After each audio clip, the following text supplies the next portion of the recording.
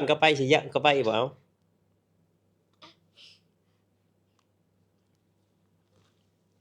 นี่ก็คือความลำบากเนาะทุกคนเว้ามาแล้วน้ำตาไหลเว้ามาน้ำตาไหลแต่ขณะว่าต้นฟังน้องม่อนเว้าบ่ต้นก็น้ำตาอยากไหลเด้อทุกคนสงสารเนาะสงสารเพราะความจนเนี่ยทุกคนความจนแล้วก็สังคมที่เขาบ่ถึงอีกทุกคนสังคมที่เขาบ่ถึงเนาะบัดลูกใหญ่มาก็เว้าให้ลูกฟังว่าความลำบากของแม่เนาะมาแบบใด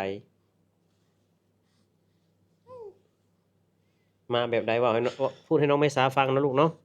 พูดให้น้องเม สวัสดีครับสวัสดีครับพ่อแม่พี่น้อง FC ไทยลาวเมื่อสุขุสุคนเนาะ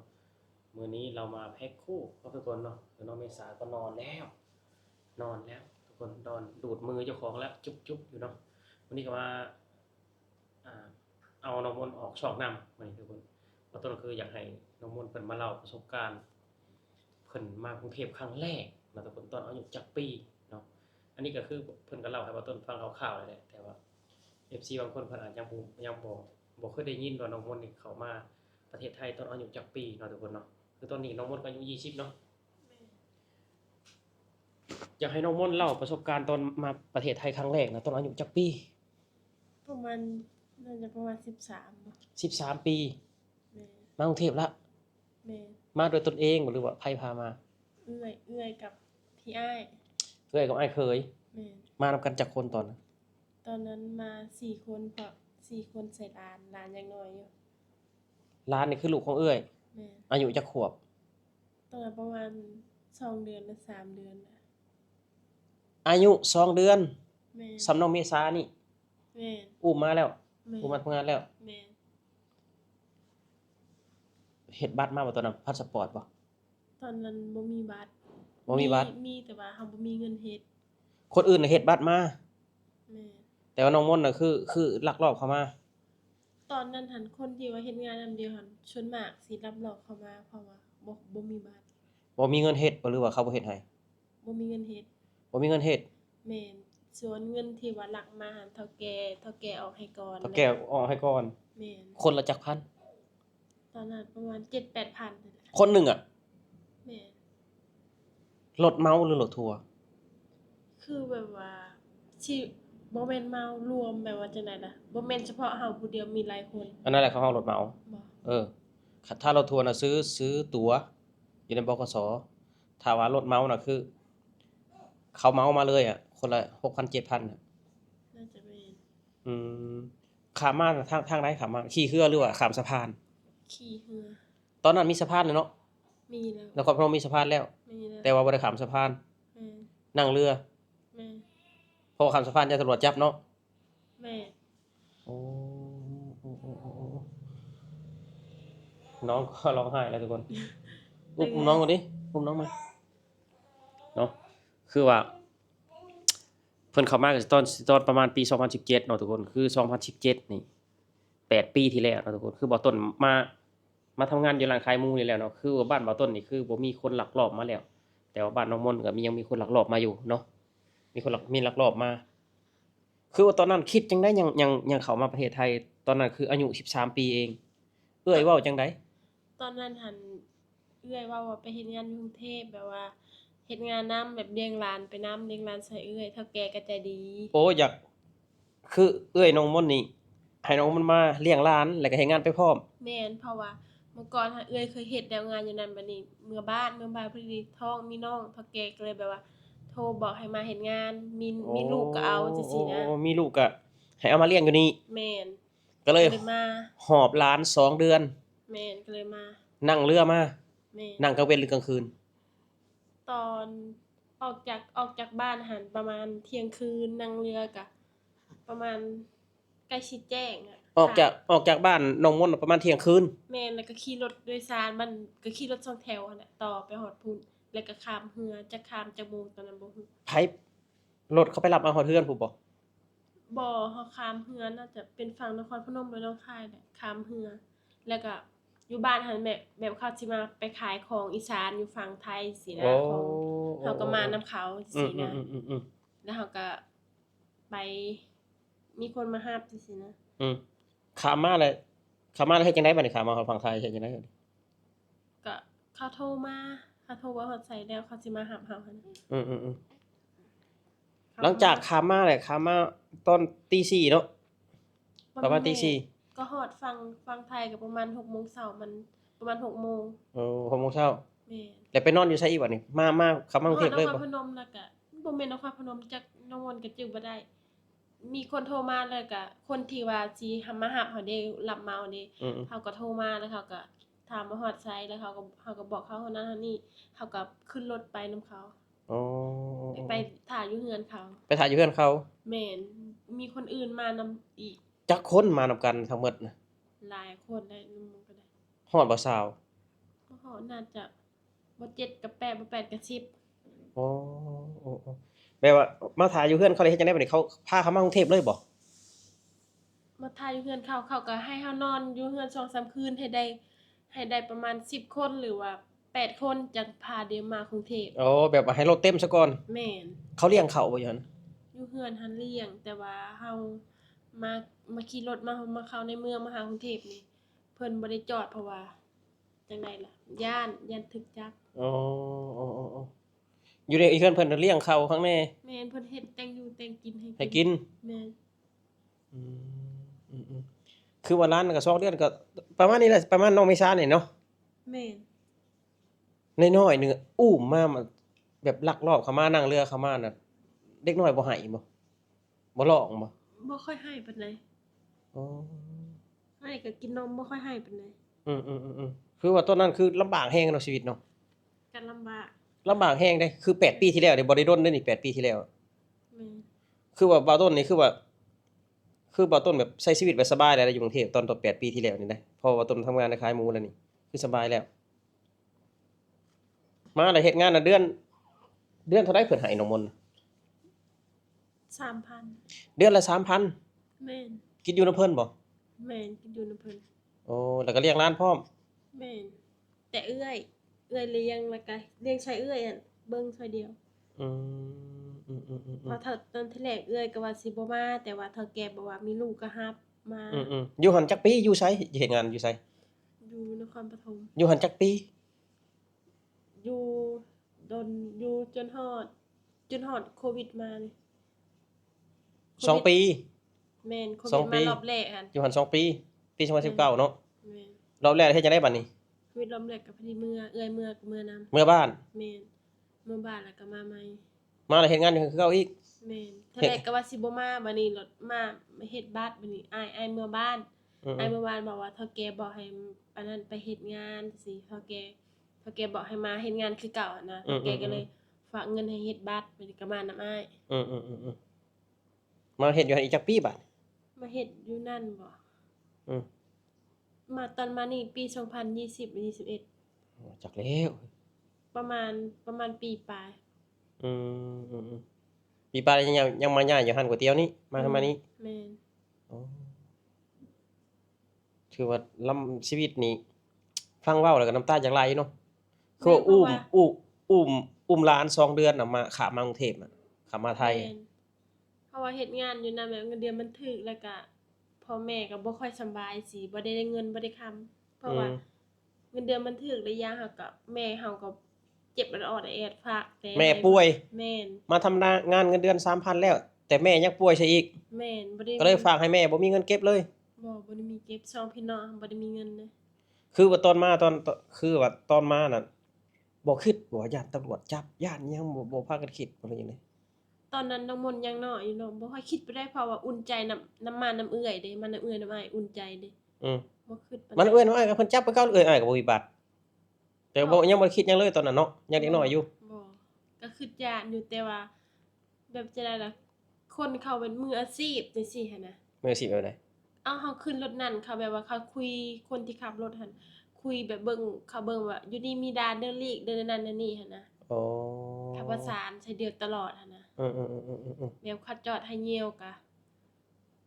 ไปเหยี่ยวน้ำปลาอ้อยๆขี่รถมาตามป่าอ้อยแม่นก็ขี่รถมาทางดำนี่แหละทางปูทางขึ้นอยู่ประเทศไทยก็ทางดำเหมือนหั้นแหล้วบ่มีแต่ทางแดงอะทางประเทศไทยทางดำเหมือนใดแต่ทางตรงไห้ตรงนาแต่เป็นทางดำบ่ปลาอ้อยบ่ได้ทางทุ่งไร่ทุ่งนา โอ้เป็นป่าอ้อยแต่เป็นทางดำ แม่น คืออยู่ในประเทศไทยแต่ทางไปหัวไปสวนเพิ่นก็เป็นทางดำหมดแล้วเนาะ แม่น ทางดำหมด แต่ว่าสลับกันนั่งตักกันได้มันเขาเอิ้นรถจะได้ล่ะคนไทยเขาเอิ้นแบบรถแบบว่าบ้านเขาเอิ้นรถกระบะแม่นบ่คนไทยเขาเอิ้นรถหยัง ก็กระบะคือกันนั่นแหล้ว นั่นแหละนั่งตักกันสลับกันนั่งตักกัน อืม สอนกันมาค่ะ ๆนั่งซ้อนกัน แม่น บ่ได้นั่งแบบสบายคือเฮานั่งในห้องนี่ บ่ อ๋อ ไผนั่งกระบะก็ต้องเอาผ้ายางอะปก คุมหัวไว้ แม่นฝนตกแดดออกก็คลุมหัวไว้ คุมหัวไว้ แม่น อ๋อหลังจาก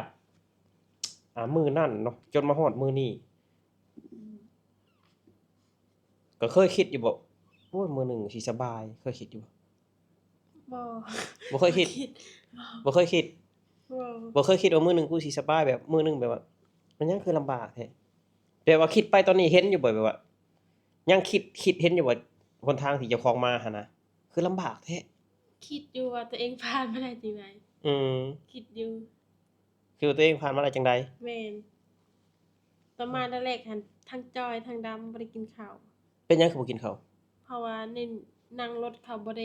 ด้ซื้อของอยู่ของกินให้ เอานั่งรถสิดนปานนั้นบ่นั่งรถก็คือเดียวก็ฮอด บ่ได้คืนแม่นอยู่คืนเดียวบ่แม่นคืนเดียวเด้เฮานอนอยู่พุ่นกัน2-3 คืน แต่เฮานั่งรถแม่นอยู่คืนเดียวแต่ว่าเฮานั่งจนหมดมื้อหั่นน่ะ บ่ได้จอดเลย อืม ก่อนสิจอดก็ต้องเบิ่งก่อน ไปหา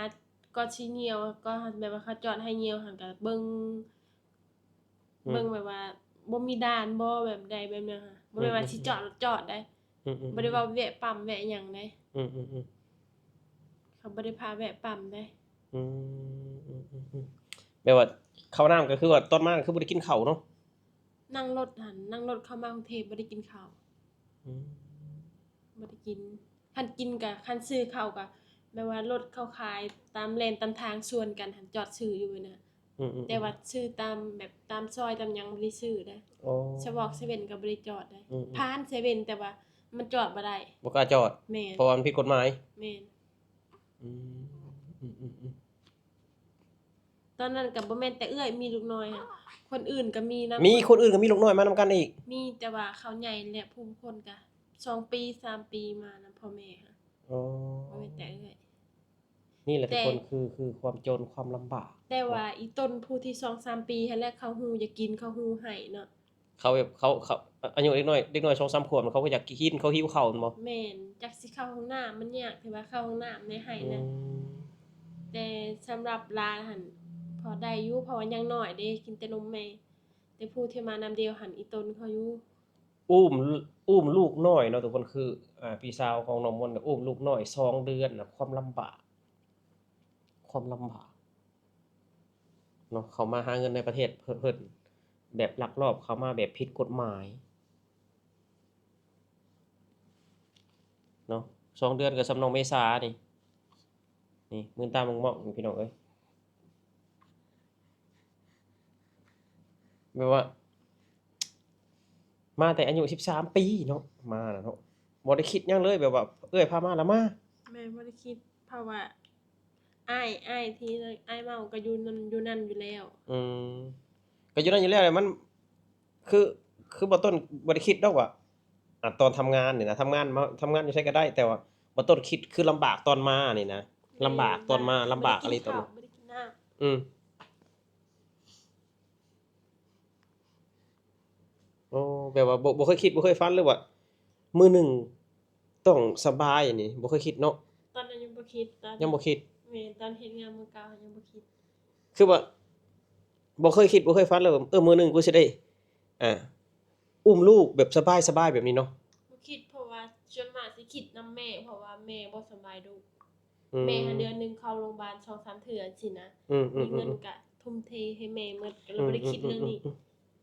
เพราะว่าอยากให้แม่เซาอยากให้แม่สบายสินะ อืม ตอนนั้น อืม แบบหาเงินก็พอแต่สิมีเงินแต่ก็แม่ก็โทรมาแล้วว่าเป็นนั่นเป็นนี่หั้นนะแม่เป็นโรคหอบหืดเด้อากาศเย็นหลายก็เป็น อืมโอ้เนาะชีวิตคือว่าลำบากเนาะทุกคนคือว่าบ่ต้นน่ะลักลอบมาตอนแรกคือบ่ต้นลักลอบมาตั้งแต่20 ปีที่แล้วได้ทุกคน20 ปีที่แล้ว คือแบบว่าตอนน้องมนต์มานี่น้องมนต์ยังลำบากนี่บ่ต้นสบายเลยบ่ต้นคือทำงานอยู่ในประเทศไทยสบายล่ะมีโทรศัพท์มีบัตรแรงงานเรียบร้อยแล้วทุกคนคือบ่ต้นหลักมากก็คือว่าอยู่บ้านของน้องมนต์นี่นะคนมากรุงเทพคนรู้จักกรุงเทพนี่น้อยทุกคนคนที่มาทำงานกรุงเทพนี่น้อยเพราะว่ายังบ่ฮู้เนาะแต่บ้านบ่ต้นนี่นะเขามาทำงานกรุงเทพนี่หลายปีแล้วเนาะหลาย10ปีแล้วก็เลยแบบว่าฮู้ทางไปทางมาฮู้เฮ็ดบัตรเฮ็ดเบอร์เนาะแบบนั่งรถจากลาวมาฮอดกรุงเทพเลยคือบ้านน้องมนต์ก็คือว่านั่งรถก็ได้อยู่สะพานมิตรภาพก็มีแล้วสะพานแห่งมิตรภาพแห่งที่3เนาะแต่ว่าย้อนความจนบ่มีเงินเฮ็ดบัตรแม่นอีหยังเฒ่าแก่ก็บอกให้มาด่วนถ้าได้เฒ่าแก่ก็สิเสียให้ อืมอ๋อนี่ก็คือชีวิตที่แสนลำบากของแม่น้องเมษาทุกคนบ่าวต้นได้ยินเพิ่นเว้าแล้วก็บ่าวต้นก็คิดคอยนำเลยทุกคนคิดคอยอยากน้ำตาอยากไหลเนาะเพราะว่าเด็ก2เดือนน่ะอุ้มตากฝนมาพี่น้องเอ้ยข้ามแม่น้ำโขงมานั่งเรือหางยาวเนาะนั่งเรือหางยาวแม่น้ำโขงยามกลางคืนแล้วก็นั่งรถเมาเข้ามากรุงเทพอีกเนาะเป็นจังได๋แบบว่ามาฮอดชีวิตซุมื้อนี้นั่นอยากถามความชีวิตนะอยากถามความในใจซุมื้อนี้มีความสุขอยู่บ่ มีความสุข อืมแบบมีลูก แม่น เงินคำก็พอได้ใช้ได้จ่าย แม่น บัตรเบอร์ก็เฮ็ดถูกต้องตามกฎหมาย แม่น มีบัตรแรงงานมีเฒ่าแก่ที่ดี แม่น ถ้าให้ย้อนกลับไปอีกสิกลับไปบ่กลับไปตอนแบบว่าสิให้เอ้า สมมุติว่าให้ย้อนกลับไปสิย้อนกลับไปอีกบ่เอ้า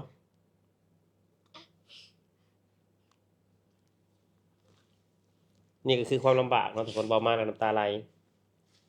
เว้ามาน้ำตาไหลแต่ขณะว่าต้นฟังน้องม่อนเว้าบ่ต้นก็น้ำตาอยากไหลได้ทุกคนสงสารเนาะสงสารเพราะความจนเนี่ยทุกคนความจนแล้วก็สังคมที่เขาบ่ถึงอีกทุกคนสังคมที่เขาบ่ถึงเนาะบัดลูกใหญ่มาก็เว้าให้ลูกฟังว่าความลำบากของแม่เนาะมาแบบใดเว้าให้พูดให้น้องเมษาฟังนะลูกเนาะพูดให้น้องเมษาฟังเนาะทุกคนนี่ก็คือชีวิตของน้องม่อนเพิ่นลำบากทุกคนลำบากช้ากว่าบ่ต้นนะบ่ต้นคือลำบากก่อนแต่ก็บ่ต้นก็สบายก่อนคือว่าน้องม่อนก็คือลำบากแสนลำบากเนาะแสนลำบากบ่ต้นได้ยินนั่นแฟนเว้ายามใดบ่ต้นก็น้ำตาอยากไหลสงสารเพิ่นทุกคนเนาะสงสารเพิ่นเพราะฉะนั้นแล้วก็บ่ต้นก็สัญญากับตัวเองว่าจะดูแลเขาให้ดีที่สุดทุกคนดูแลเขาให้ดีที่สุดเฮ็ดให้แบบน้องเมษากับน้องมนต์แบบสบายที่สุดเท่าที่ปัญญาของบ่ต้นจะทำได้เนาะทุกคนเนาะเอาสำหรับคลิปนี้เนาะทุกคนบ่ต้นก็สิอำลาพาจากพี่จากน้องก็ขอบคุณประเทศไทยเนาะขอบคุณเฒ่าแก่ไทยขอบคุณพื้นแผ่นดินไทยที่ให้โอกาสเนาะย้อนความจนจริงทำผิดกฎหมายประเทศไทยนะทุกคนลักลอบเข้ามาอุ้มเด็ก2เดือนนั่งเรือข้ามแม่น้ำโขงเนาะเอาย้ำอีกเทื่อนึงถ้าให้ย้อนกลับไปสิกลับไปอีกบ่ไปแล้วอืมชีวิตของเจ้าของก็คือว่าผ่านมาเนาะทุกคนขุดเผือกขุดมันอยู่บ้านก็ถือว่าหนักแล้วเนาะแต่ว่านั่งเรือตากฝนข้ามแม่น้ำโขงมายิ่งหนักกว่าลูกว้าวๆๆสำหรับคลิปนี้เนาะทุกคนบ่ต้นน้องมนต์น้องเมษาเรา3คนก็สิอำลาพาจากพี่จากน้องขอบคุณอีกเทื่อเนาะประเทศไทยสำหรับคลิปนี้บ่ต้นน้องเมษาขอกล่าวคำว่าสวัสดีครับผม